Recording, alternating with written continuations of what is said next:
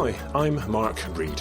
Follow me as I attempt to put my new book, Impact Culture, into practice and discuss it with others taking a similar journey.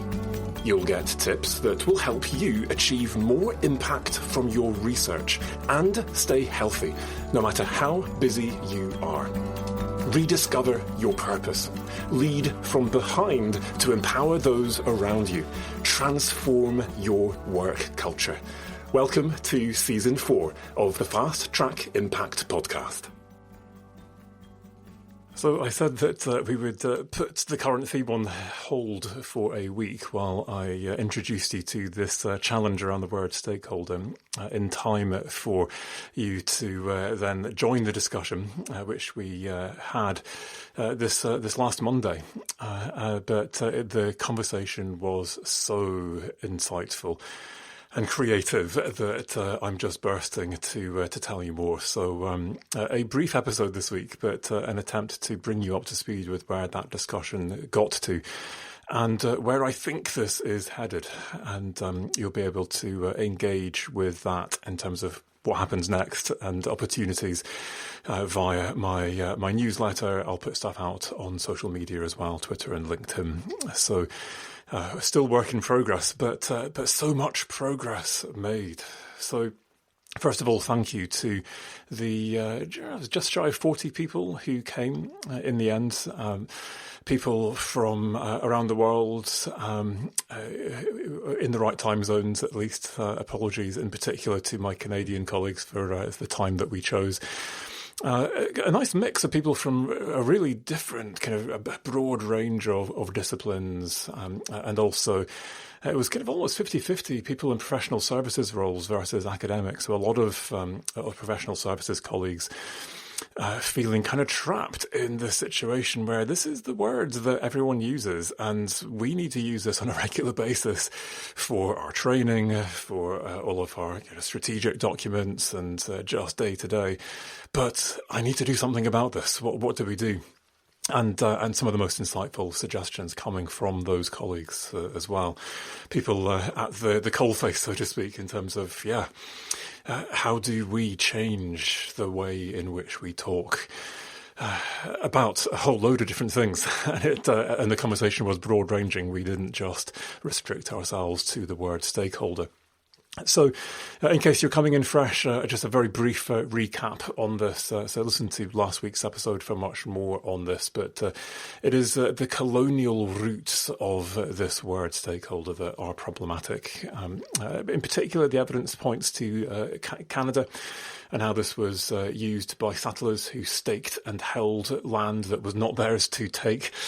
I suspect that there are other colonial histories that we are not aware of in this. And of course, you can go back and you can look at the etymology of the word. You can say, well, there are other prior meanings to this, but they all have the same thing in common. They have this Western way of knowing and way of being at their heart. And I think this is the thing that really ultimately convinced me, especially engaging with Laurie Prange on Twitter. As she just pointed out, yeah, Mark, you might technically be right, but on a moral level, you're wrong if you think that this is not a problem, because technically you can find other meanings to this word that predate its use in colonial contexts. And ultimately what we're trying to do here is to recognize the spirit behind the word, the culture behind the word, the epistemology, the ways in which we view what knowledge is and what counts as valid knowledge, as we stake out, mark as our own, and keep others out with a word like this. And that is very much what we are doing with our language. We know that we do this in disciplinary terms. We use language to say, this is you're in or you're out, whether or not, depending on whether or not you understand our jargon. And increasingly, I think that's the sort of behaviours that we see as researchers around this whole impact agenda, as we compete with each other to build exclusive relationships with stakeholders.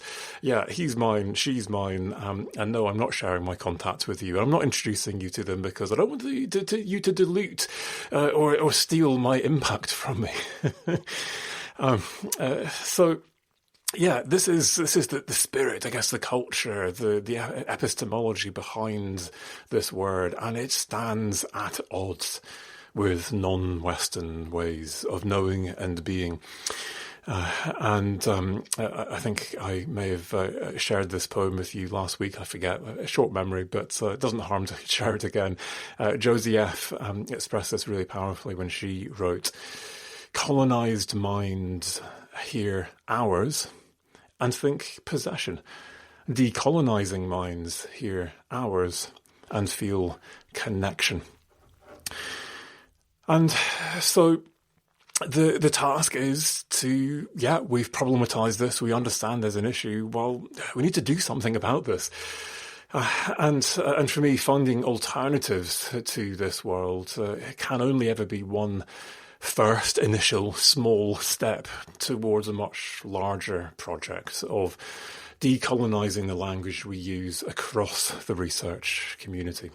This is an important small step, one that might make academia more inclusive and welcoming to people who might otherwise feel judged by these Western ways of knowing and being that are implicit in so much of the research community and in our language. But I think it's, for me, a step that I feel very personally compelled to take, given that I've been responsible for quite a number of now quite highly cited articles that have unthinkingly promoted the use of this word. And so if I'm part of the problem, I also would like to try and be part of the solution to this. And that's what then stimulated me to start the discussion on Twitter, on my email list, and on Monday in a workshop. And I think unexpectedly initially, but actually now I think about it very appropriately and very expectedly, what happened right at the start was after I'd given a similar kind of introduction to what I've just done now, someone pointed out, so this word indigenous that you keep using, Mark, are you sure that's the right word to be using? Because where I come from, that's an insult. And this person had been working in Western Africa, and someone else piped up, and they worked in South Asia. And in both of those regions, the word is considered insulting. It implies inferiority or being backward. And I'll put a link to an article. This is from the Journal of Educational Philosophy and Theory, but there is some quite well researched and very valid reasons for these objections, despite the fact that indigenous, capitalised with a capital I, is regularly used not only in the peer-reviewed literature but across the UN system as well. So problematic. What else can we use instead of this? And my mind goes back actually to some of my own early papers on this. I have been guilty of using this word as well as the word stakeholders, but I also have previously talked about this as local knowledge, local people. And it maybe doesn't work in every context, but I do think that this word local does express the context-specific nature of these people's knowledges, their ways of being, and very often their ties to the land. Another one that was suggested by someone in the workshop, and I'm going to mispronounce this, I apologise, it's Greek, but it was the word auto, you know what, I'm going to spell it, auto, and then CHTHONOUS, and it means effectively of the land in Greek. So that was a nice wake-up call to just say, hold on a minute. And this was quite a nice worked example of, as far as I'm concerned, what's the problem? But depending on where you sit, your background, where in the world you are, this is landing very differently. And let's just interrogate our assumptions for a minute here. and not assume that a word that works for me is going to land in the same way for you as it lands with me. And just ask, just have the humility to be curious enough to listen, to invite questions, feedback, and raise our game, do better. So this led quite nicely, because we've got a non-English word here proposed as an alternative to Indigenous.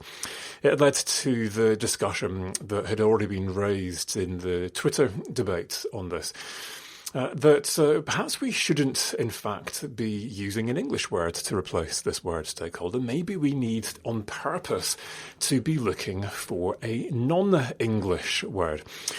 And we should be doing this on the basis that these alternatives shouldn't be chosen just to suit the needs of English-speaking researchers like me, who, like me, struggle to pronounce words in other languages and dialects, and who need to be able to remember these words. After all, this Anglo-centric approach to research is in large part what has actually led to these problems in the first place.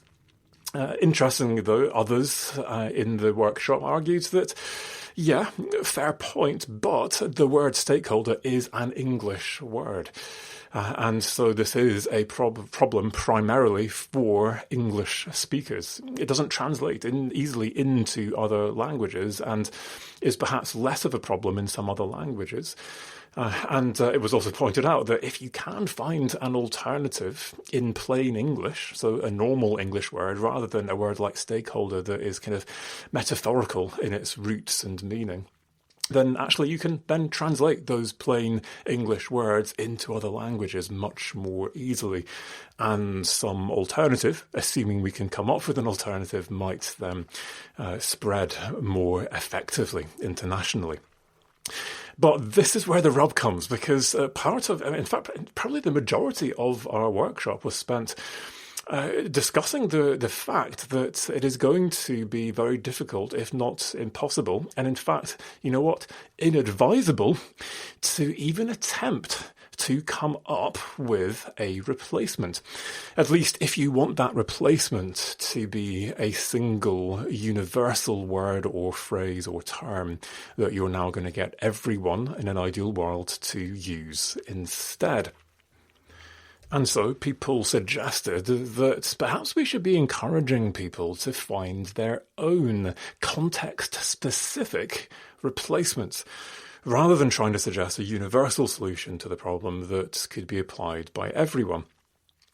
The issue is, of course, that no term is ever going to work universally, given the very different purposes for which we want to use it in. So, for example, to refer to partners versus interested groups that we aren't directly collaborating with, two quite different groups. And if that's my purpose, well, let's actually be specific. And no, I'm talking about my project partners here. No, I am talking about that wider group of people we're not collaborating with, but who have an interest in this.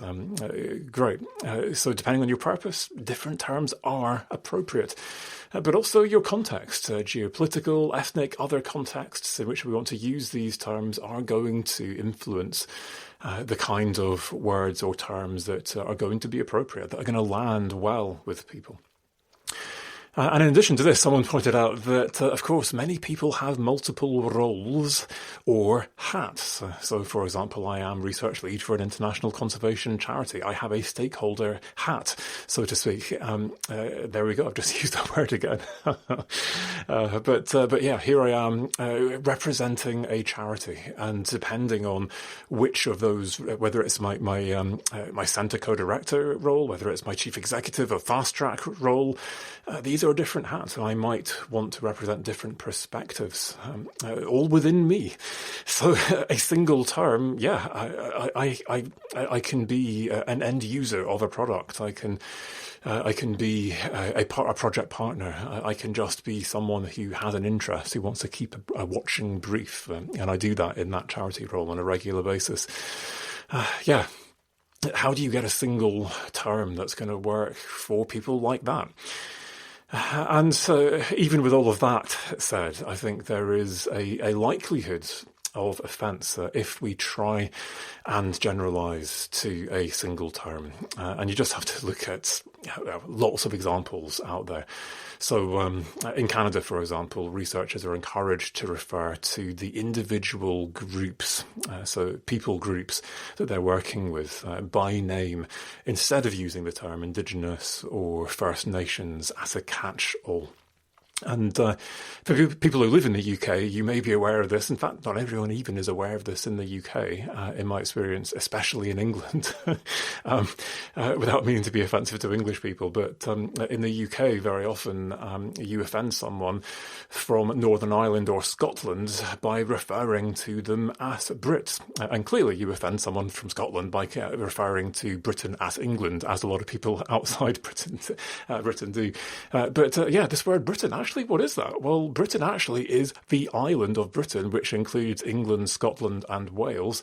The United Kingdom came into being when we acquired, through dubious means, I would argue, Northern Ireland. And so if you're Northern Irish or if you are Scottish, then that Brit label, depending on your politics, certainly doesn't feel very inclusive and may in fact imply colonial power struggles that in Scotland at least we may be trying to achieve independence from. So these universal labels, wherever we use them, they might be a handy shorthand, but they're rarely accurate. And these inaccuracies, when it comes to a person's national or ethnic identity, generally don't work for people, and they don't work on a fairly deep level. So there's a principle here to avoid overgeneralization, especially when it comes to things which are sensitive. And this is just a kind of a rule for life, effectively. But I think that the issue goes deeper than just the need to adapt the term to our purpose and the context in which we want to use it. Without the right principles underpinning the operationalization of a new term, that new term has the potential to become just as problematic as the old term, depending on how it actually gets used in practice. So as you know, I work in the sustainability field, and I now do not use the word sustainability. And many of my colleagues avoid the word sustainability like the plague because it got hijacked by big corporates who wanted to have their own sustainability strategies, corporate responsibility, sustainability, all of this kind of stuff. And you know what? A whole load of that stuff was and is greenwash. And so we look for new terms as the old terms get hijacked and used, I would argue, irresponsibly. Again, there's some politics in there. I'll let you decide on your view of how the corporate world uses this term. But I certainly avoid it now. And so instead, the idea is that rather than focusing on the terms and all of this kind of stuff, we should try and focus more on the people and then the non-human species that are affected by the decisions we might be taking, the interventions we might be designing and introducing, our research projects, broader issues, whatever it is that we're focusing on. So let's spend our time instead creating processes that empower these people, entities, organizations, species, that empower them to have equal voice and benefit from our work, using whatever terms seem appropriate to the context, rather than trying to come up with a universal term. Essentially, we should be trying to encourage people to self-identify the labels that they prefer us to use, in the same way that we're now quite familiar with when it comes to pronouns. I'm not going to assume that you would prefer to be referred to as he, him, or she, her, or they, them. I'm going to let you make that decision for me, and I will be led by you. And it's a similar kind of principle. But the principle of giving people the right to choose their own preferred terms, I would argue, is just the start. there have to be other principles here too. And I'm not sure that they're fully worked out yet. We didn't have enough time, I suspect. But we're talking things here like, I don't know, systematically representing the interests of as many different groups as possible. Effectively managing power dynamics between participants, empowering everyone to have an equal voice in decisions that affect them. That's the stuff that matters. Whatever the terms are that you use, that's where our focus should be. I think as long as we are clear on our definition, then that means that we know what we mean by what was the word stakeholder. Then that opens up the door for us to come up with a fairly endless range of different terms. And it gives us the freedom then to choose terms that will work for any given purpose and any given context. So let's just pause and think for a moment about that definition, because, as I said last week, we've got Freeman's original definition from 1984 of anyone who can be affected by or who can affect a decision. And as I pointed out, this only includes two characteristics. So this is those people who are impacted by the decisions, affected, either positively or negatively, and those who have the influence to be able to shape those decisions, those who can affect. But interest is, of course, the third and crucial characteristic, which we routinely consider, for example, if you're doing an interest influence matrix, or if you're thinking about interested parties, interest groups, who you need to involve in a decision-making process, a project, etc. So we've got these three characteristics. Now, this is my own thinking on this. I've got a paper that I will soon be submitting for review, which describes a process of analysing who might be relevant for decision-making processes. This is what I'm calling stakeholder analysis now, but this process to analyse who is relevant that considers these three I's: interest, influence, impact. So that's what I think matters. That's my definition of this. But I'll let you decide if there's something missing there. There's lots of other things you might add in. So legitimacy, salience, things like that are in particular in the business management literature that you might want to take into account. But in fact, actually writing that paper really taught me something quite profound. It was hard. It was really hard work. How do you replace stakeholder analysis in the title of a paper that is trying to come up with what I think is one of the biggest innovations in stakeholder analysis for 3 decades? Yeah, that's a problem, and I think I might put stakeholder analysis in the keywords. That's maybe going to be the place where you might actually see this. But yeah, how do you do that? It was throughout this paper. How do you keep replacing this? And what I realised was that, in fact, this word stakeholder was lazy in large part. It was this catch-all that I could just trot out that made it easy for me to write these sentences. But in many of these sentences, I realised, I'm not talking about everyone here. I am specifically referring to project partners. Or in others, I'm referring to publics or citizens or to a specific group. And so let's just actually name these. And now, actually, I look back at this paper and I'm much more specific. I'm being much more accurate in my language. This has actually improved the quality of the paper. Rather than making it harder to understand, it makes it easier to understand.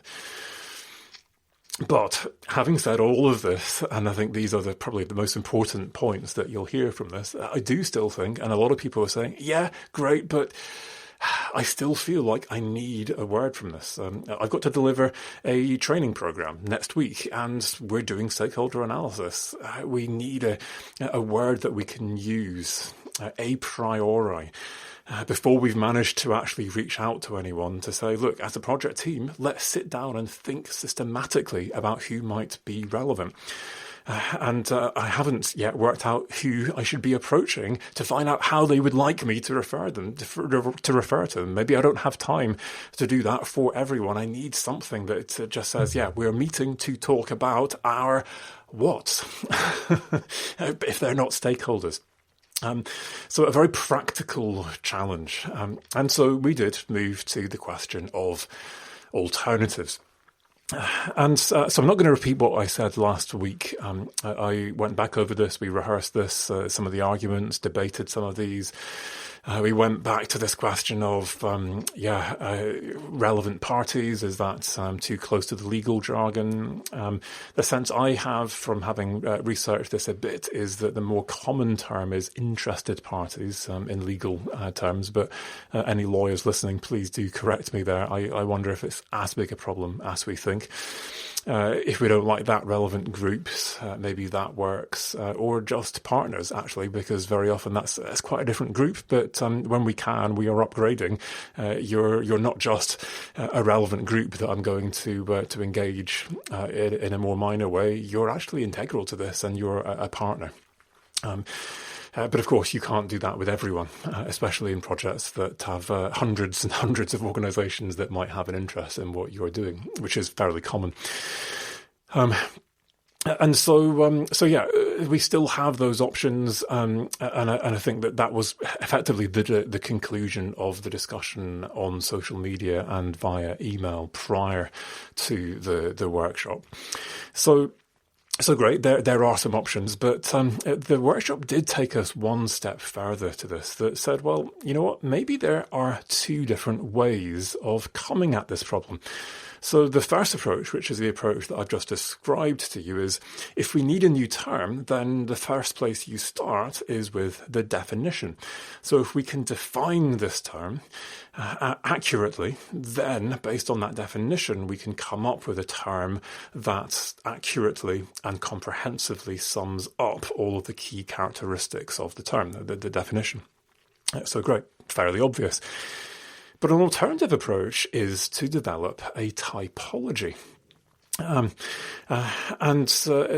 idea here is that we try to identify all of the different types of groups, human and non-human, across every different context that we can imagine. And we then have a list of different types of organisation, entity, people, whatever they might be, that we can now refer to by name.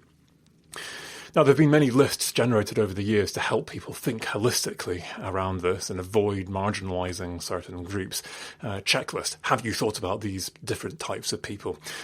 Good idea. Great. And so that's fine. That works. But there's no exhaustive list. There's lots of overlap between these lists. Things like you'll see citizens, policy, industry, things like that pop up again and again. And I think that's useful, but the problem is I can't, when I want some kind of phrase to just say we are talking today about who might be relevant. Maybe that works. Who's relevant to engage with in our project? But if we're looking for a term, who are the policy, industry, third sector, etc.? No, it's a helpful tool as a checklist, but it still doesn't give us a term. And so the suggestion here was to try and boil these down to the fewest possible kind of meta categories. And if we could do that, and if we could come up with maybe 2 or 3 meta categories that are fully comprehensive, then maybe that works. And the suggestion that came out was nature, people, and organizations. So let's have a conversation today about who are the people, organisations or nature that might be relevant to this decision, to this project. Or we could do a nature, people, organisations analysis instead of a stakeholder analysis. What do you think? I certainly think it has merit and is worth discussing, thinking about a bit further. Ultimately, though, I think if the goal is to include and empower more people to engage with research, which is my starting point here, whether we're researchers, whether we're engaging these people as researchers in their own right. Go back to episode 4, I think, of this season, where I interviewed Jackie Reynolds and Nick Grattan from University of Staffordshire about their Get Talking programme. They've got a really nice Ref 2021 impact case study, actually, if you want to check that out now. They have community researchers, so let's just call these people, they are equals. They're doing the research alongside them. Let's call them researchers. Let's call them partners if we can. Maybe they are others who are just relevant that we need to engage with in some shape or form. But if we want to be inclusive of all of these people and really decolonise and include, then we need to move far beyond just terms and language. Instead, we need to use debates around language, such as we're having now, to try and achieve something deeper, to try and open our community's eyes to what I would argue is the everyday racism we perpetuate by continuing to use words like stakeholder and Indigenous. And use these conversations, use the insights that emerge to galvanise us into developing processes that can help us to identify, represent, empower and give voice to those we want our research to serve.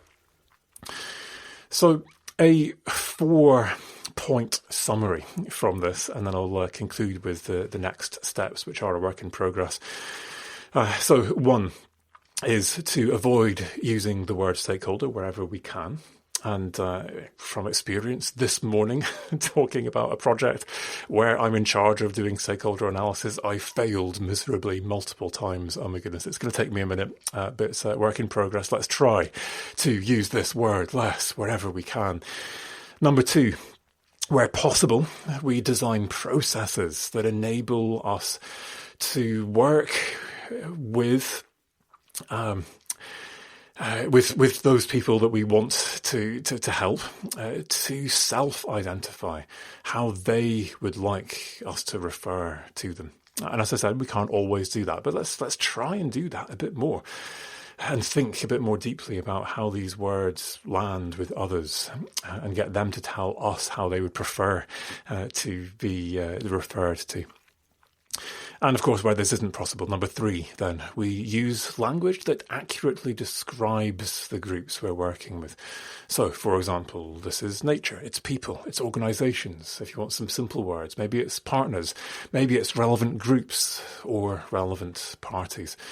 There are lots of different choices for us here. We choose them based on our purpose and our context. But the 4th point is, in all cases, that we should be focusing more on principles. Things like humility, inclusion, empowerment, and voice. And we should be focusing more on these principles than we focus on the terms themselves if we want to be able to adapt our language effectively to our purpose and context and learn from our mistakes. So just to conclude, next steps, work in progress. Someone suggested we need to do a Wikipedia entry. That's a great way of making this really visible and much more accessible than a journal article. We need to maybe have an editathon. I've yet to learn what that is and how that works, but it sounds like an accessible way to do this that others than just researchers can engage with and that could hopefully reach a significant audience. So let's see how that goes, and I will keep you informed. So stay tuned. I'll let you know on the podcast, but it'll also be in my newsletter and on social media. And I look forward to continuing this discussion.